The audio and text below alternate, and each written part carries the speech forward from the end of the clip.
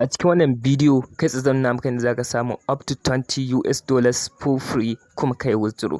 First ka danna link da ke description na wannan bidiyo ta yadda zai kawo ka zuwa wannan website kamar haka.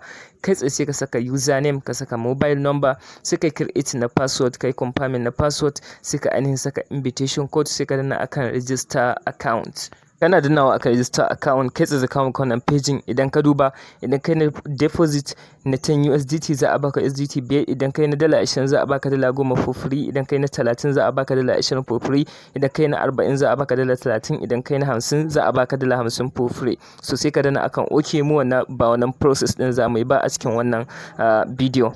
So abinda zaka ci ne kai tsaye kana register, idan ka zo ka danna akan my din nan, kana dannawa akan my kai tsaye zai dauke ka zuwa ainihin dashboard naka.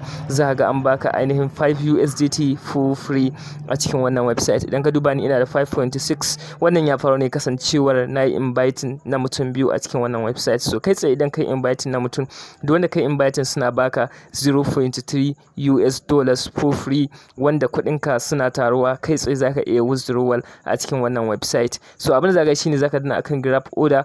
A duk lokacin da kuɗinka su akai minimum na USDT guda 5, sai ka fara grabbing orders, kana samun kuɗi da shi over and over again, wanda zaka iya samun 50 USDT for free kuma kai withdraw a cikin wannan website. So kana yin inviting kuɗinka su akai $10, zaka fara yin grabbing na wannan order din, kana ƙara samun commission saboda za su baka level 3 for free. A duk lokacin da ka tashi withdrawal kawai zaka zo akan my din nan, sai ka danna akan withdraw, kana dannawa akan wannan ainihin icon na withdraw, kai tsaye zai dauke ka zuwa page ta inda zaka yi withdrawal. Kafin kai withdrawal akwai information da ake so ka saka, wanda ya danganci ainihin zaka yi select na crypto, sai ka zabi TRC20, kawai sai ka saka full name naka, wato ainihin full da kai amfani da shi, sai ka zo ka saka wallet address, phone number, sa'annan ka saka password, kai tsaye sai ka danna akan confirm. Kana kammala wannan zai wuce da kai ta inda zaka saka amount da zaka yi withdrawal. So kai tsaye zaka saka amount da kake so ka withdrawal, for example ka saka 20.